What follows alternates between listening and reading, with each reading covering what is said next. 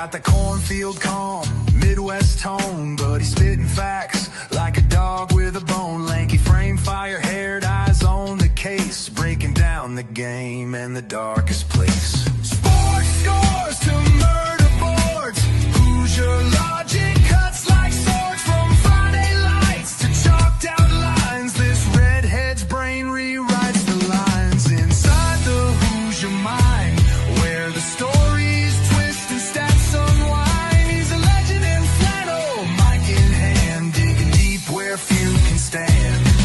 From touchdowns to crime scenes raw, he's got the truth in every draw. Yeah, step in if you dare to find what's brewing inside the Hoosier mind. He'll talk Pacers, Colts, or Colts on trial. Hoosier humor with a devilish smile. He's that redhead sleuth with a box of clues, takes your headline, breaks the news. With every stat and every scream, he's painting portraits in your stream. Don't blink, he'll tie it tight, from game night wins to murder fight. Inside the Hoosier mind, where the facts hit hard and the lines are blind. He's a ginger ninja, smooth and slick, cracking cases play by play quick.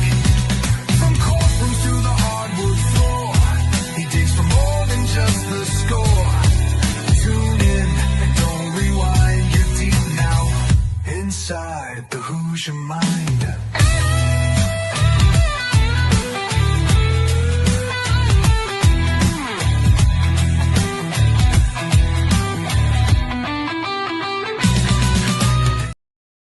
All right, what's up, y'all? Welcome into Inside the Hoosier Mind, brought to you by Military Broadcast Radio, helping give veterans a voice from lovely Indiana, where we are finally into fall weather. It's cool out. It's actually a little like chilly in the morning and whatnot. Fall's here. We're deep into football season. And of course, with that, now with some of the big coaching changes, obviously James Franklin got fired. Virginia Tech's coach got fired a few weeks ago. So did UCLA. Billy Napier was fired even after a win after Saturday. He was fired that following Sunday. So many changes have happened in college football, and we even have some NFL coaching fires and whatnot. And with that comes, of course, the heat of rumors, because now everybody, for some of these teams, it's basically the end of their season. There's potential for bowl eligibility. There's maybe some bright spots. Maybe you get a big win against a rival here or there. So there's still some fun to be had. But for a lot of these teams, if they're, looking for championship aspirations, those are long since out and gone out the window. And that's the case for Penn State and for Florida, both, who are now going to be looking for their head coaches going into the offseason. But of course, that also leads to some of the interesting rumors as to who some of these coaches might be. And we've heard a lot of different names for some of these different programs. We've heard different names for Penn State. Florida, I've only honestly heard one name, and it seems that they only have one big fish that they're going after, but I don't know if they're going to be able to get him. I think they're going to try nonetheless. I don't know if they're going to be successful, which will be the first thing we dive into. We're also going to cover LSU getting beat by Vanderbilt. Unfortunately, when I did my picks for college football this week, I actually ended up going 20-10, and I was really hoping that the LSU game was going to be one that I got wrong, because I'd be okay with being 19-11 if it meant that my Tigers ended up winning. And unfortunately, I was correct, and they ended up losing to a running quarterback, which, again, not super. But nonetheless, let's get into the first topic as far as Florida goes. Florida is rumored that they really want to try to go after Lane Kiffin. And I do get it because of the track record of success that Lane Kiffin has had over the years. And I heard this earlier on the radio, as far as the host was kind of confused at the fact of why Lane Kiffin has even continued to get jobs as a head coach, considering the fact that he has bounced around just about everywhere during his tenure. So to do a little rewind as far as Lane Kiffin goes, where he comes from as far as his head coaching background and whatnot, he got his first ever head coaching start at Oklahoma, the Oakland Raiders back in 2007. He went 4-12 with them. Started 2008 1-3, and then was fired mid-season. So he went 5-15 in the NFL as a head coach. The following year, in 2009, he goes to college. He goes to Tennessee, takes them 4-6, 7-6, 4-4 in the SEC, and they lose in the Chick-fil-A Bowl. Then he leaves there, goes to USC, and a USC actually has a pretty decent little stretch there. He goes there in 2010. They go 8-5, 10-2, 7-6, and then 3-2. With the infamous, he got fired basically as soon as he got on the tarmac because he was 0-2 in the Pac-12, and that was from 2010 to 2013. While he was at USC, 28-15 as a head coach. He was 17-12 when they were in the Pac-10/Pac-12. Not terribly bad, and Brady Quinn brought this up on that same show. Of that goes to show you how much USC has really fallen as a program since the Matt Leinart, since the Reggie Bush days, since the Pete Carroll days, that they did have a quality coach. Now, obviously, back during that time, and I've heard through the documentary, I haven't seen the documentary yet, but I've heard very great things about it, that Lane had a lot of personal issues going on. And as a result, he unfortunately, kind of cost himself some coaching opportunities and, even probably more likely his job there at USC. But to be almost, for every 2 wins, you have 1 loss as a head coach there at USC, that's pretty dang good considering the fact of, they were, 5-6 years removed from, the back-to-back, national championship status and whatnot. USC had really fallen off the map, and he was able to bring them back to some type of relevancy as a team and on the national stage. So he leaves USC, then he goes to FAU, goes Florida Atlantic, goes 11-3, wins his conference, wins the Boca Raton Bowl. Second year, not as good. He goes 5-7, 3-5 in the conference, but then surges back in 2019. He goes 10-3, 7-1 in the conference, and then goes back to Boca Raton. But technically, he does not get credit for them going to the Boca Raton Bowl because he got hired by Ole Miss and started with the Rebels the COVID year, actually. And since he's been with Ole Miss, they've been fantastic. I mean, their worst season was the COVID year. They went 5-5. After that, 10-3, 8-5, 11-2, 10-3, and now 6-1 to start the year. He's 50-19 with Ole Miss. And for anybody who doesn't really follow college football, this is Ole Miss, who historically they had one good coach prior to that. And I'm going to look up his name because it is kind of a big name for Ole Miss, but it's nothing, ridiculously crazy. But he's taken that program to heights that Ole Miss has not been to in an extremely, extremely long time. And he's made them a relevant program. He's made them back to a program that, recruits want to come to, that, there is a level of attraction for Ole Miss. And it was always, it was kind of there. You always seem to have people that liked Ole Miss. They definitely liked the uniforms and whatnot. But it was never a truly, nationally recognized program as far as, if you go to Ole Miss, you're going to be solid. So looking at the head coaching records, and I don't believe this is current for Lane's record, but I'm going to make sure. So he's 50-19. Yeah, so this does not have this does not include his wins so far this season. But as far as the best coach since then, you could argue Hugh Freeze did really well with Ole Miss from 2016 to from 2012 to 2016. He went 35-19 with them. He did pretty well. Ed Ogeron, former LSU coach, was not good with Ole Miss. He even admitted in an interview that he did not do well with Ole Miss as a head coach. You got to really go all the way back to Johnny Vaught, from 1947 to 1970 and then 1973. He went 190 and 61.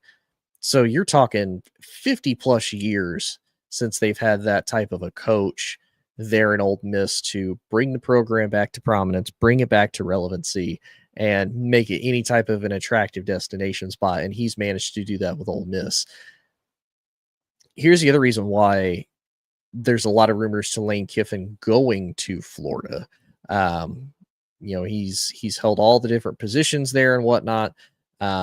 He actually committed to Fresno State to play quarterback, but I thought I saw something about him being.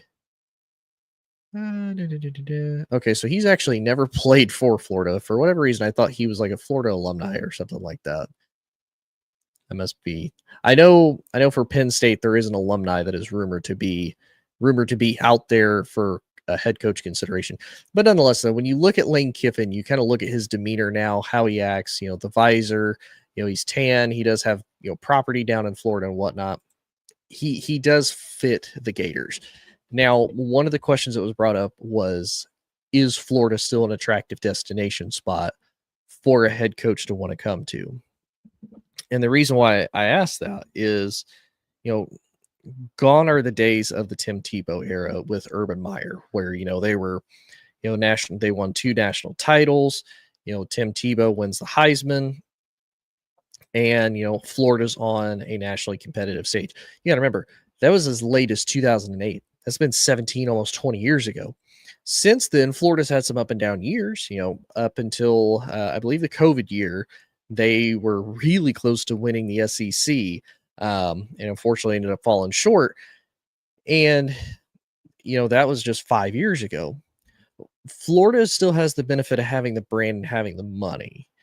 I think where Florida starts to get into the issue is now all of the other teams, the SEC, have really been able to start utilizing their money like they can now. Because obviously, for the unwritten rule that nobody ever wants to admit is, the SEC paid players before it was legal. They'll just, most of those programs and whatnot will probably never admit that, which is fine. But that's why we've started to see a drop off in the SEC dominance, and now you've started to see more of the Big Ten upkeep and upplay, because the SEC and everybody is allowed to legally pay their players now. Now all of that talent and whatnot is spread out. You don't have Alabama with, 6 5-star recruits deep at one position. So even if they put their backups in, their backups would basically be starters in any other college.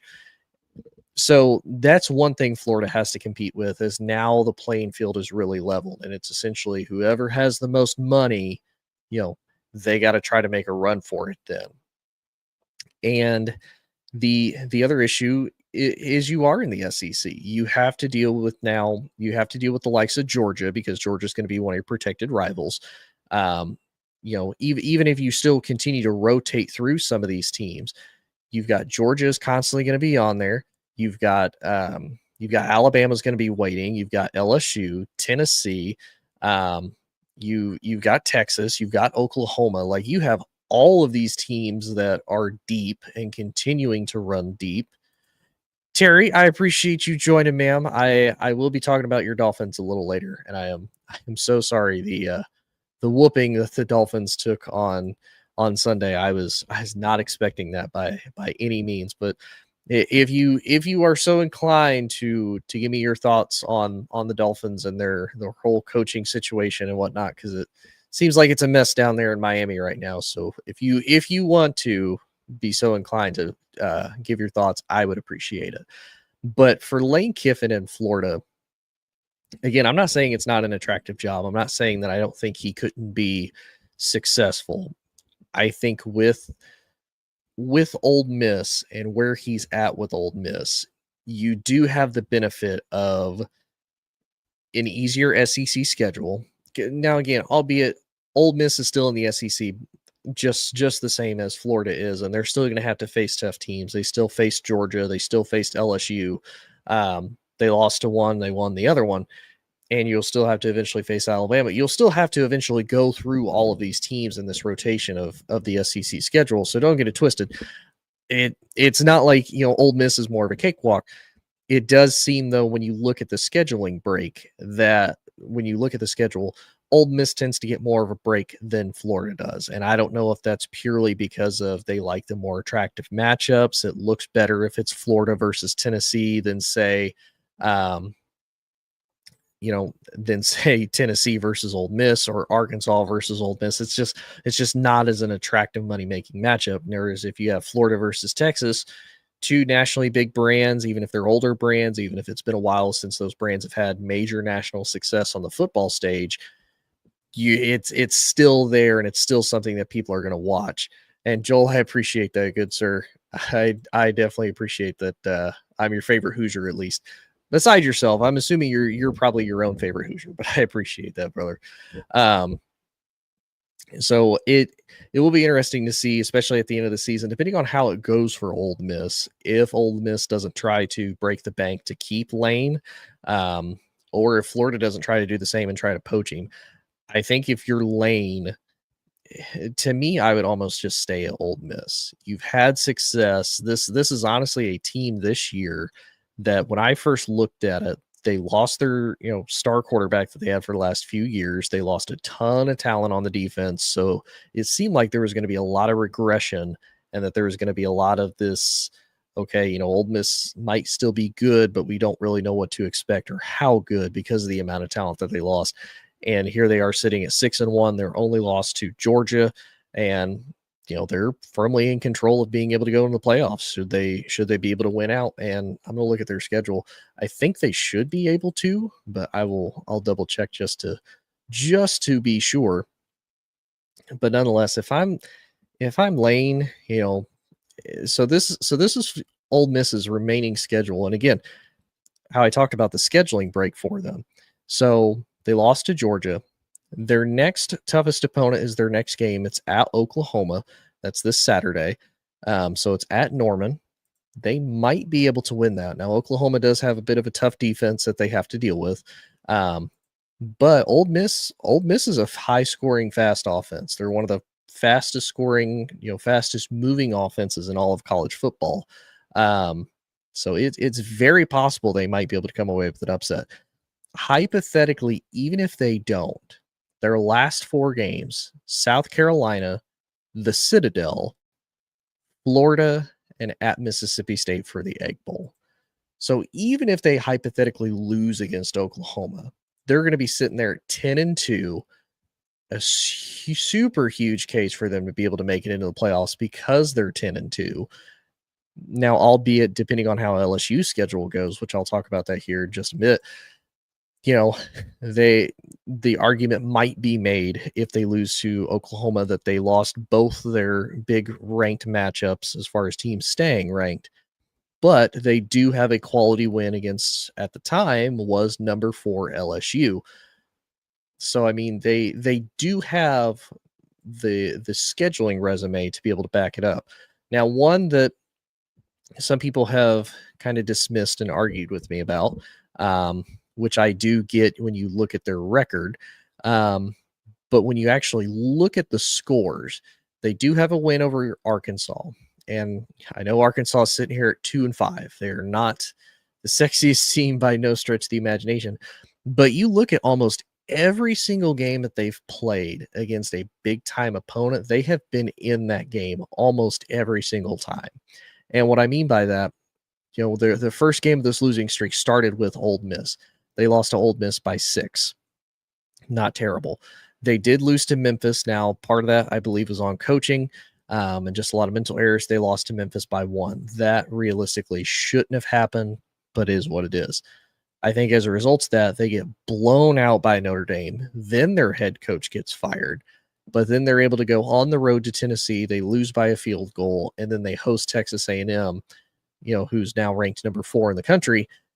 They only lose by 3 to them. So they have the ability to keep it close. They're a better team than what their record says. And I know a lot of people probably disagree with me and don't necessarily agree with that statement. But the facts are the facts. They've kept it close against Tennessee, who's a top team. They've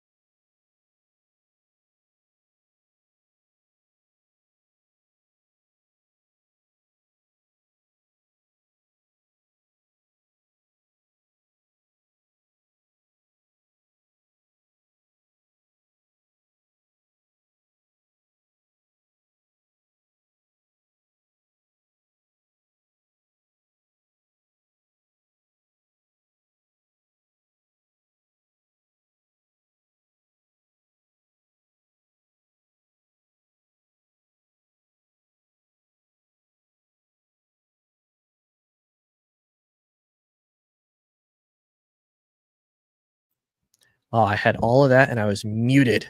My computer went fuzzy for whatever reason. Okay. Anyway, I'll try to get back on this real quick and hopefully not sound too crazy. But nonetheless, for Lane to want to go to Florida, and I'll do this real quick before I get into Penn State, to me is crazy. I look at it as if you're Lane Kiffin going to Florida, it's kind of like you're a semi-pro / amateur boxer. You got some quality wins, you train really hard, you're good, you can move, like you're right at that level. Don't know if you'll be able to go to the next level or not. You might be able to, but it's going to be a long, tough journey. And if he goes to Florida and the schedule and everything that he has to face, and again, I don't know if this is muted or not before my computer went out, but to cover again real quick, Florida schedule just this year at number 3 LSU, at number 4 Miami, hosted number 9 Texas, at number 5 Texas A&M, Mississippi State, then they host Georgia, not this weekend, but the following weekend, then at Kentucky, at number 8 Ole Miss, host number 17 Tennessee, and then Florida State. Like, if you're Lane Kiffin, do you really want to go through that type of a schedule all the time? Because realistically, and again, this is really no knock on Lane or really knock on any coach. Like, realistically, if you finish the season, let's say 6-6, and you're able to go like 3-3 in some of those marquee matchups, is that really a knock against you as a head coach? Because that's a brutal schedule. Like, how many teams are really going to come out of that with, quality wins basically everywhere? I don't see a lot of quality wins, from almost any team doing that, especially when you have a team that, still trying to find itself, and it would be a rough outing. The next closest team having a tough schedule like that, as far as being able to make an argument, is Alabama, because they faced number 5 Georgia, they faced Vandy, they faced Mizzou, they faced Tennessee, and then they face LSU and Oklahoma. And in the middle of that, they have South Carolina, Eastern Illinois, and Auburn. So, Alabama faces those tough type of schedules. And as much as I dislike Alabama, and I never want to give them credit for anything, Alabama has been battle tested for it for a long time. There are still a lot of the Nick Saban players from his era when he was coaching still on that team. And I say era like it was that long ago. It's only been a couple of years. But that's still a tried and true battle tested team that can go through that. Florida, while it is battle tested, it's hard to get out of that mindset, because you get a big quality win over somebody like Texas, but then you look over and Texas is struggling against a team like Kentucky, and you sit there thinking, okay, well, how really good are they? You can make the same argument for LSU losing to Vandy, and Florida lost to LSU because DJ Lagway threw 5 picks. If you're Florida, okay, LSU won, but how good is LSU to have beaten us like that type of thing? So if I'm Lane, you can consider Florida. I would just say, look at your overall potential success you could have. You have established success in Mississippi in Ole Miss, which is probably the hardest thing to be able to get, is that good foundation, that good culture, and that momentum, because you've had success in the past. You've already been through the growing pains, and you can kind of keep that, and you can keep moving forward. You start over doing that in Florida, it's a little bit harder to get your feet underneath you. It's harder to be able to try to get that traction going. And to me, if it was me, I personally wouldn't take it. But again, that's just me though. But nonetheless, I spent so much longer on this than what I thought I was going to. I actually thought this was going to be a semi-short show, because it's like, I don't know if I could stretch this out or not. Come to find out, I can talk a lot more than what I expected I could. The other one, so Penn State, because one of the discussions earlier I was listening to on the way to work was which would be considered a more attractive job as far as coaching goes. Would Penn State or would Florida be the more attractive position? Obviously, LeVar Arrington, he went to Penn State as a Penn State alum, had a great career there, loves Penn State. He argues that Penn State is the best. Brady Quinn, didn't go to either school. He's, probably about as neutrally unbiased as you can get. He argued that it was probably going to be Florida as far as the money, as far as the potential. the recruits that you have access to in Florida, and if you're able to win the in-state recruitment battle against Miami and against Florida State, you're going to have a better shot than you would with Penn State. So a few of the names have been rumored and ran around with Penn State as far as potential head coaching hires. I've heard anything from Brian Kelly from LSU. They might try to poach him. I've heard, they even put out there, maybe potential coaches that aren't coaching anymore to maybe try to bring in. Ed Ogeron was one of them. Maybe they try to throw the bag at Nick Saban to see if Nick Saban will come out of retirement and fix them. I don't think Nick Saban would do it. Now, Ed Ogeron, that's a maybe. That is a maybe, because he does have a track record of success. He knows how to recruit. He knows how to build a team. As an LSU fan, I'd be happy/sad if Ed went to Penn State, because I would love for him to come back to LSU just personally. But that's just me, because I love Coach O, dude. And if you ever want to see a really good video, there's a YouTube video of him doing an interview just about a month ago or about 2 months ago before the season started. Ed Ogeron is hilarious, super down to earth guy. Seems like he would just be a blast to hang out with. But probably three of the other big names that have been rumored around Penn State as far as who Penn State wants and who realistically Penn State could get. One is Marcus Freeman from Notre Dame, and I don't think that's likely. Marcus Freeman has done such a good job with this Notre Dame team, building it back up to national prominence, and building it where Brian Kelly obviously had limitations. For all the success that Brian Kelly had for that long, getting his team to a national title, doing all of those things with Notre Dame, there was definitely a peak that he had there at Notre Dame that he just couldn't seem to get over the hump. And it seems as though Marcus Freeman is able to get over that hump. And I don't think Penn State would be able to pull him away from the Irish to do that. Just realistically, I don't think they would. I think Marcus Freeman is happy where he's at. I think that you have a lot of personnel decision and a lot of kind of freedom as the head coach of Notre Dame, because you're not bound by a conference. The schedule can be made flexible. And I think, he would probably have a lot of input as far as, hey, who do you want to face? Who do you want us to get a hold of to try to book?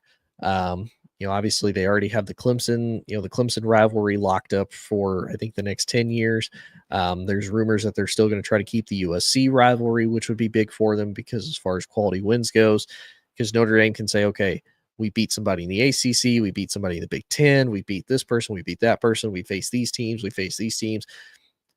And now with a lot of these teams, even as they move to 9-game conference games, one of the options that they have as far as an out-of-conference game, at least SEC-wise, is they have to schedule a out-of-conference opponent that is a Power 4 opponent and or Notre Dame, which could be beneficial. Now, will Notre Dame maybe line up for that with some of those teams? Probably not. But I mean, with the way Marcus Freeman has them playing and how he coaches them, as far as big win against Texas A&M last year, all the way down in College Station, they kept it close to Ohio State there for a few minutes. It wasn't long, but a few minutes. And albeit, even though, Penn State didn't really have any impressive wins last year, they did beat Penn State in order to get to the national title game to start with. And they did beat a really good Indiana team, which a lot of people kind of dismiss and write off. But, you have to give the Hoosiers credit where credit is due. They did do really well with their record last year. And the only teams they lost to were the two teams that ended up being in the national title game to start with anyway. So give credit to them, but I don't see Marcus Freeman leaving Notre Dame to go to Penn State. One of the other, Manny Diaz, who's the head coach of Duke. He's a former coordinator for Penn State. Obviously, he has ties there. He knows how the team works. He knows how, the background. He knows the fans. He knows the culture. He knows all of that. I think that's possible, because you could make the argument that maybe he wants to move up and be in a more successful football program. Not that I don't think he hasn't done a decent job at Duke, but there's a lot of limitations with Duke football, because football is just not where Duke's money is going to go into. Their money is going to go into their basketball team. They are a basketball school. Now, don't get it twisted. They have had success as a football school. They had success the last couple of years. They got, big upset win over Clemson, like dominated Clemson. They've had wins here and there as far as being a good team goes. So they could, but realistically, I don't see Duke pouring in that much money to the football team as far as making them relevant. So if I'm Manny Diaz, do you want to take that next step up and say, okay, let me go to an actual team that has pretty good amount of money and resources, and are great at recruiting, great talent wise. Let me see what I can do there with these pieces. I think that's a realistic possibility as far as Manny Diaz goes. One of the other ones that I think is considered the quote unquote big fish for Penn State that I personally, I don't necessarily understand, and I'm not a huge fan of, is Matt Rule. So Matt Rule is supposed to be considered probably one of the odds-on favorites to go to Penn State and be the next head coach. To me, I don't know if he's necessarily an upgrade over what you had with James Franklin. And I say that because looking at Matt Rule's his tenure in college football, it's not bad. Now, he did do great at the group of 5 level, right? With Temple when he started. So he was with Temple from 2013 to 2016. He was 2-10, 6-6, 10-4, and then 10-3. So he went 28-23 with Temple. And then he goes to Baylor. He's with Baylor from 2017 to 2019. First year with the Bears, 1-11. Then they went 7-6. Then they went 11-3. Not bad. He was 19-20 overall with them. Now, he did have a break there. He goes to Carolina. He goes to the pros. With the Panthers, he went 5-11, 5-12, and then 1-4 before he was fired. After that, so after he's fired, he then decides he wants to go back into college football. He decides to go to Nebraska. Pretty, not super easy, but the opportunity to win and be great is there. So with Nebraska, he's first year 5-7, then he goes 7-6. So flip that a little bit. And now this year he has them sitting there at 5-2. And overall, so coming into or at the end of 2024, he was 2-22 against top 25 teams in his career. Now, give James Franklin credit. I think he was like 18-36 against the top 25. Now, albeit he was 4-21 against the top 10, he does have more quality wins, and he would get you quality wins. Now, most of the issues that James Franklin had as far as quality wins goes, they were against the same people that are in his conference that almost are always the top-heavy conference for the Big Ten. He almost always lost to Ohio State. He only ever beat them once. He did beat Michigan 3 times, but he lost to them 7 times. And when Oregon joined the conference, he lost to them twice. He lost to them in the Big Ten conference game, and then he lost to them just a few weeks ago to start their losing streak that they're on currently right now. I get where people would be frustrated, and even for me, because I was kind of the one that started asking the question of when is enough for them to decide to move on from James Franklin, as far as, who are you going to try to get and what are you going to try to do to have that person get you to the next step? For me, again, my biggest question this entire time, who do you get? I don't think Matt Rule's that guy. And I say that because you look at Nebraska's schedule the last few years. Nebraska's schedule has not been tough. Like it's been tough, but it hasn't been ridiculously crazy as far as, the games that they had to play. So this is just this year as far as their schedule goes. So Nebraska's schedule, they hosted Cincinnati, they won. They hosted Akron, won. They hosted Houston Christian, won. Now they did host Michigan. They ended up losing 27-30. The game was a little bit kind of more far out than what people expected, but they ended up fighting back. They kept it as close as they could. They host Michigan State. They win. They go to Maryland, which that was a tough win because they ended up winning 34-31. And Maryland to me is kind of one of the dark horse teams in the Big Ten that I think won't be this year, but I think within the next couple of years is going to be a team that people are going to have to look out for. And then I think where they start to trip up, and this is where to me, I feel if you're somebody that's considering Matt Rule, you have to have a lot of questions. And I say that because Nebraska is only going to play one ranked team this season, barring any type of major change. They've only played one. It was Michigan. They lost by 3. They go to Minnesota. They lose 6-24. And their next few games, Northwestern, USC, at UCLA, at Penn State, and then they host Iowa. All very winnable games. They could very easily win out and they could go 10-2. Realistically, do I see that happening with Nebraska? Unfortunately not.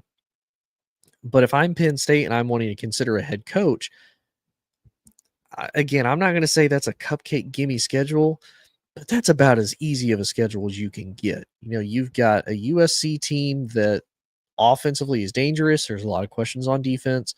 Northwestern should be an easy win. UCLA seems like a totally different team from when they first started the year, and who knows how that one could go. It also doesn't help that it's at UCLA, so you have to travel.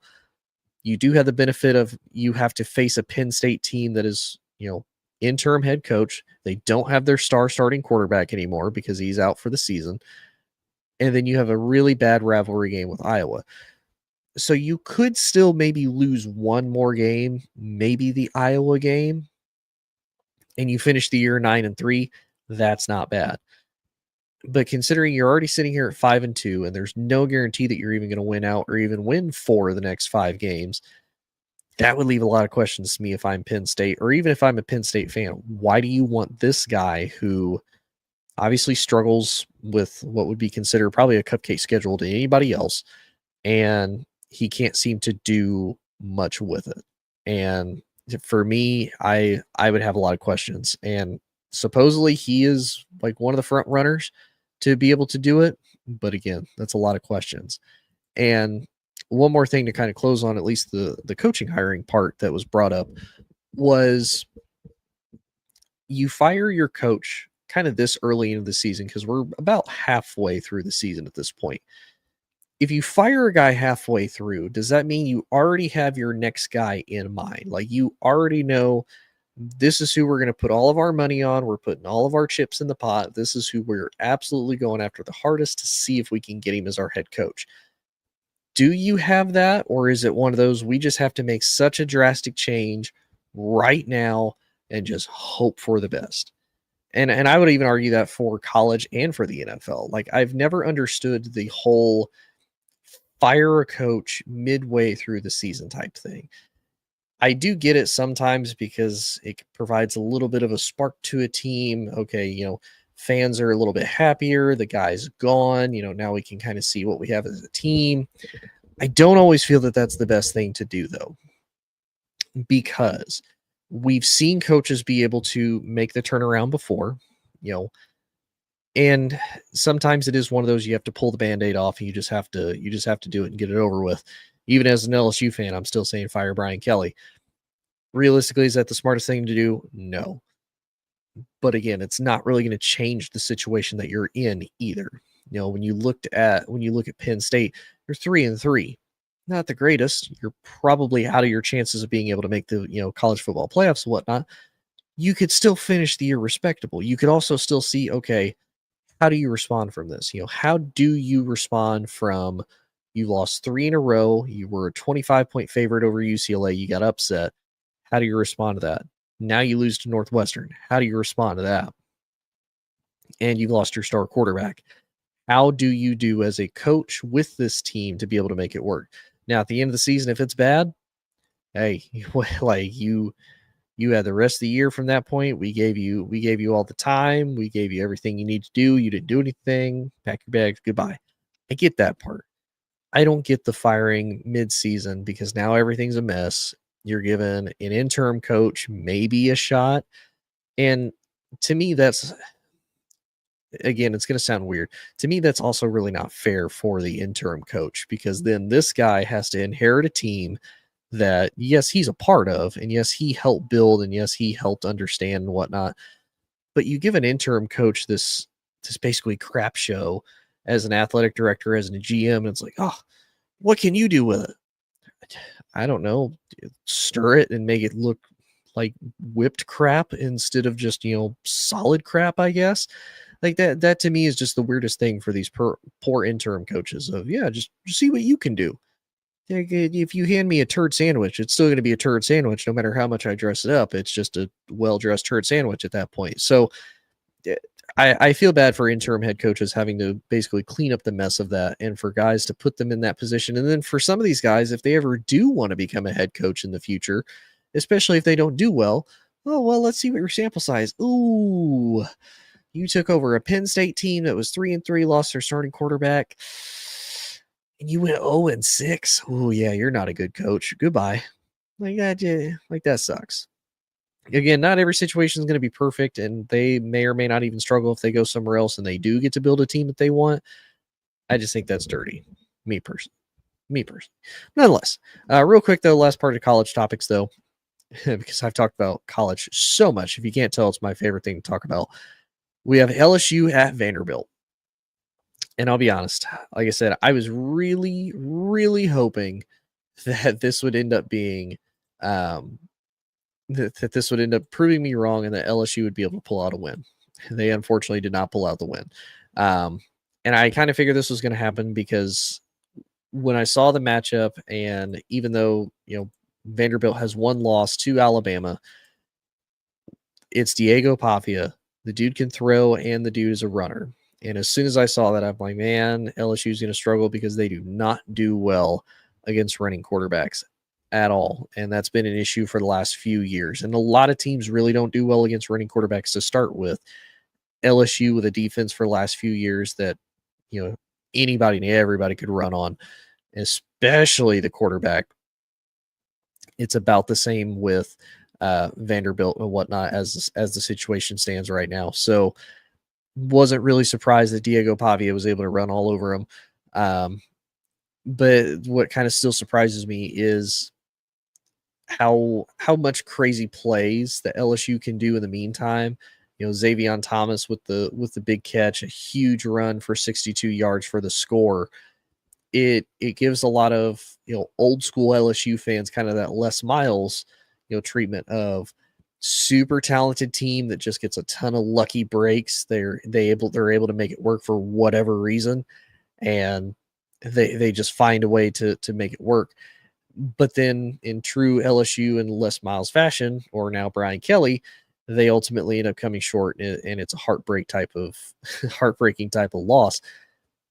So to me, this is part of why I want Brian Kelly gone. It seems as though he refuses to make adjustments with the offense.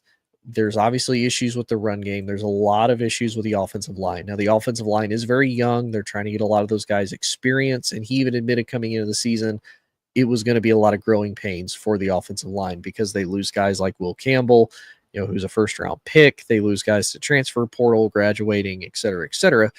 And so they're trying to build a lot of young experience right there and right then, but it's definitely showing. There's injuries, there's inconsistency, and there's a lot of questions for me as an LSU fan to Garrett Nussmeier. It seems as though he's not only taken a step back, it leaves a lot of questions as to if he's taking this seriously or not. There's a lot of people that are, rumored to say that he has not taken the job as seriously as Joe Burrow and Jaden Daniels did. Both of them putting in a tremendous amount of work to, take that next step forward. There's supposedly rumors about similar to the AI goggles, the virtual reality goggles and whatnot that you can use, and different tools, different ways of being able to take care of your body and whatnot to, make yourself as successful as possible there at LSU. And it does seem like ever since the season has started that Garrett Nussmeier has been hurt. And even though they, and I know he's going to deny it, he's going to tell reporters and team doctors, and they're going to report that he's fine. But then when you watch him play, it's obvious that's not the case by any stretch of the imagination, because just about every time he got hit, he'd come up, he'd be limping, he'd be hurting. And I don't know if that is truly affecting his decision making. And as a result, it's, having a lot of poor plays come up. The other issue is he's doing a lot of just the easiest way to put he's just doing a lot of dumb things with, you know, he's forcing the ball into double coverage. He's, potentially risking getting picked off. Now he's been lucky. A few of those haven't been picked off, but realistically, if he wasn't, he'd be sitting at a much higher interceptions this year than he is right now. Right now, he's sitting at 11 touchdowns to 5 picks. If some of those would be picked off, he might be about the same interception wise as he is to touchdowns right now. Just full transparent honesty. Like it's been bad. He against South Carolina, he threw 2 picks. Those were mainly in the red zone. When LSU was there 5 times, they got 1 touchdown out of it. He threw a pick against Ole Miss, and then he threw a pick against Florida. And obviously in between there, you've got, Southeastern Louisiana. He threw 3 touchdowns. Great. He threw 2 touchdowns against Vandy. Great. Other than that, he's thrown at least 1 to 2 picks in the last few games. And that's a little bit disheartening. It's a little bit it's concerning as an LSU fan if I see that, because I don't expect him to be perfect. I don't expect him to go crazy, but that's a little discouraging to see a guy that, last year had a lot of picks, but it was his first year starting. He'd make, some of the dicey, force it kind of throws, and that's fine because it's your first year. You're kind of learning to be a full-time starter. He's the son of a coach too, and he's still doing some of the really dumb mistakes that I don't get. The other thing that hurts, all honesty, as an LSU fan, their schedule coming up. They have a brutal schedule coming up that I only see a couple of maybe wins still left in there, and they're sitting at 5-2 right now. This weekend they host Texas A&M, who has a mobile quarterback, and like I said, LSU does not do well against them. I probably will have Texas A&M winning that. They have to go to Alabama. Alabama's probably going to win that, unfortunately. Then they host Texas and Western Kentucky, or not Texas. They host Arkansas and Western Kentucky. They'll probably win those. And then they end the year at Oklahoma. Now, depending on how Oklahoma does, that may or may not be for them to potentially try to go into the college football playoffs. So they may or may not be trying their hardest, because Oklahoma has an equally brutal schedule coming up, because they have Ole Miss, they have Tennessee, Alabama, Mizzou, and LSU. So who knows how they're going to end up. And say hypothetically LSU is on the fringe of being able to make something happen, as far as be it virtue, tiebreakers, whatever the case may be, Oklahoma may want to try to play spoiler to that. So it's a little disheartening as an LSU fan right now, because that defense is absolutely solid, and a lot of people would probably argue that, but they just don't have a complementary offense, unfortunately. And I think if they did, this would be a completely different story, all honesty. But that's just me. Let's get into real quick before we end the show. Let's talk a little bit of the NFL. Not as big of NFL news is happening as there is college football. A little bit of a surprise, though, that the Cleveland Browns dominate Miami in a way that we haven't seen Cleveland do in a while. They won 31-6. Dylan Gabriel, 13 of 18, 116 passing yards. Quentin Junkins, fantastic game. He had 84 yards rushing for 3 touchdowns. This Miami team just looks like it's a mess. Tua throws 3 picks. There's, the talks of the players only meetings. Tua's calling people out in the media. He's ratting 2 coaches, for these player meetings, that players are showing up late and whatnot. Again, to me, it's weird if you have to have a players only meeting, because you're already meeting with the coaches. You're already meeting either as an offense or a defense, whatever the case may be, as far as positions and teams go. Why are you meeting? Like, what else do you need to truly talk about that you feel is going to make a difference? Because to me, at least as a fan watching it, you can talk about something all you want. That's great, and I don't have anything against that. If you think that'll help, go for it. A lot of what you need to do is on the field. A lot of it is chemistry. A lot of it is, okay, what are we seeing? What are we looking at? Now, if it's player only meeting and you're like studying film, you're trying to break it down and help with that, by all means, go for it. We don't know if that's truly what they're doing or if that's the case or not. It probably should be, and it would probably help. But I would also make the argument, why don't you do that with your coaches? Because if you're trying to figure out and break down film, your coaches would probably be a great person to have in that, because one, your coach studies this just as much as you do. And, hey, I've ran this coverage before and this has helped stop this. So when they're in this formation, or if they're doing this, we should run this and this will help. That could be an option. Maybe it is some of those, like, other guys have to just absolutely step up, and they may not be doing it right now. And so for me, when I looked at this, I'm honestly surprised Mike McDaniel hasn't been fired yet. I think it will probably happen before the season is over. If he does manage to make it to the end of the season, I will be thoroughly impressed. We'll put it that way. But I don't have high hopes for Mike McDaniel and the Dolphins. Another kind of sad team right now. The New York Jets are 0-7 to start the year. They have had an absolutely brutal year so far. Justin Fields has been on and off hurt. Tyrod Taylor ended up coming in, finishing the game. Panthers do end up winning 13-6, so not exactly in the prettiest of fashions, but they end up, doing just enough to secure the win. This poor Jets team, and what's really bad is I don't know what direction the Jets are trying to go, because pretty much everything that we've seen as far as college football goes, none of the top quarterbacks that were projected to go into next year's draft and whatnot, who are going to be available to me, are first round quarterbacks right now. Like, none of them. Like, Garrett Nussmeier started the year, a potential first round quarterback. I'm personally just not seeing it. And even if he was, I don't think he's the answer in New York, just personally. Drew Aller was one before he got hurt.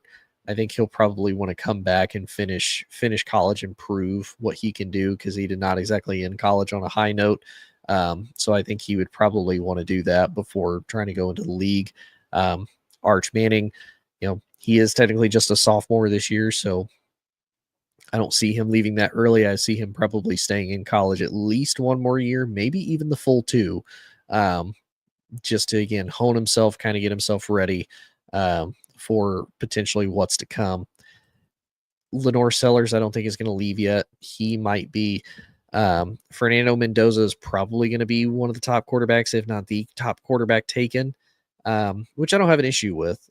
But for me, my big question is consistency. You have had a great year. You're still having a great year, and you're having a great year so far, and you're just 1 year with Indiana because you went to a better team than Cal, and you're playing great. They beat Oregon. They're absolutely a top, national competing team right now.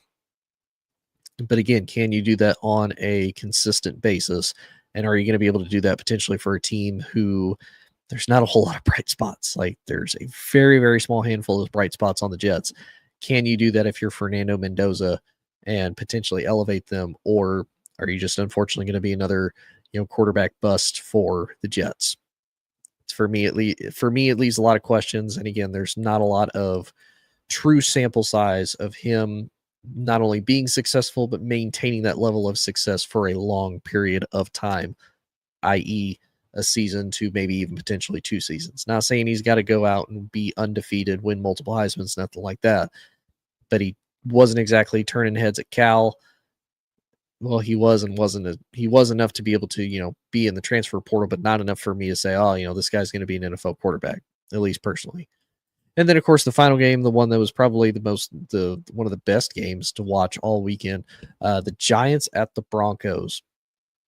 The Giants were ahead 19-0 to start the fourth quarter, and the Broncos scored 33 points to ultimately come away with the victory. Bo Nix, 2 passing touchdowns, 2 rushing touchdowns to boot. Jackson Dart, 3 touchdown passes, 1 pick, and a rushing touchdown to boot. So Jackson Dart looks absolutely solid for the Giants. He seems to have them believing in themselves again, and seems to have the fans believing. So this was definitely a heartbreaker for them to have this happen. But the other thing to blame for the Giants, the defense should not have given up 33 points, especially if you're ahead by that. That's just more of a defense that, just kind of watch things happen and just didn't really let it kind of let everything go to their head. They didn't keep their foot on the gas pedal. And then honestly, the kicker too. If the kicker did not miss that extra point, they would potentially at least be going to overtime and make things a little bit more interesting and at least give them a chance. to be able to do that. And so it is interesting that the Giants of all teams have this happen. You could tell Brian Daboll's frustrated. I know Yoel is a huge Giants fan. He may or may not be watching, or he may or may not watch it later. For Giants fans, like I kind of asked a few weeks ago, do you want to get rid of Daboll, or do you just want to get rid of the GM, or do you get rid of both? And for me, it's just crazy at the fact that they still have the GM. Like, to me, I would keep Brian Daboll because he is able to have success. He had success with Daniel Jones. Obviously, he's had success with his rookie quarterback, even albeit it's his rookie season, so not many people know what to expect with him being in the pros. There's bright spots and there's a future. To me, the GM has a lot of questions because he's built this team for years and he hasn't been able to do much with it. Brian Daboll, yes, has had a hand in that, but there's only so much you can do when your GM decides, yeah, we want to pay Daniel Jones a ton of money, but we don't want to pay our star running back and Saquon Barkley a lot of money, which to me, absolutely crazy. But nonetheless, though, I appreciate everybody tuning in. Hope everybody enjoyed. If you did like my content, if you like this, you can catch this wherever you get any of your podcasts at, Facebook, YouTube. You can pretty much catch it absolutely anywhere inside the Hoosier Mind. And if you like Military Broadcast Radio is great. There's a ton of veteran hosts that give advice. They like to tell stories. They talk to other veterans. They talk to first responders, law enforcement, nurses. They tell their own stories.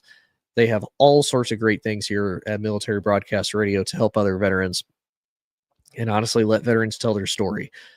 It's one of the coolest things, and one of the things that people don't really realize and people need to truly understand. The most powerful thing that you can have as an individual, no matter who you are, your age, your background, anything like that, is your voice. And that's the most powerful thing that you can own. It's the most powerful thing that you can use. And Military Broadcast Radio is great because it helps give veterans a microphone. It gives them a platform. It gives them the tools to teach them how to use that voice, how to amplify it, and how to help, spread awareness, teach other people, teach other veterans, life lessons, and just anything. Because all honesty, for a lot of people, they just want to talk and they want to be heard. And that's the beauty of MBR. We have a ton of great hosts that have all sorts of great shows. So definitely check them out. All of their social media is up here just above me at MB Radio. Or you can just, Google or search up mbradio.us. Or if you're visual, there's a little QR code right here that you can scan that'll take you to their website to teach you more about them. But appreciate everybody tuning in. Hope everybody enjoyed, and we will see y'all later. Ladies and gentlemen, thank you for tuning in to Military Broadcast Radio. As we wrap up today's show, we want to remind you that the podcast of today's episode will be available right after we go off the air. So if you missed any part of the show or want to listen again, be sure to check it out. And remember, we're here to support and honor our veterans. Your stories and experiences matter, and we are committed to giving you a platform to share them. That's right. We're here to give our veterans a voice. So don't forget to catch the podcast and stay connected with us. Giving our veterans a voice.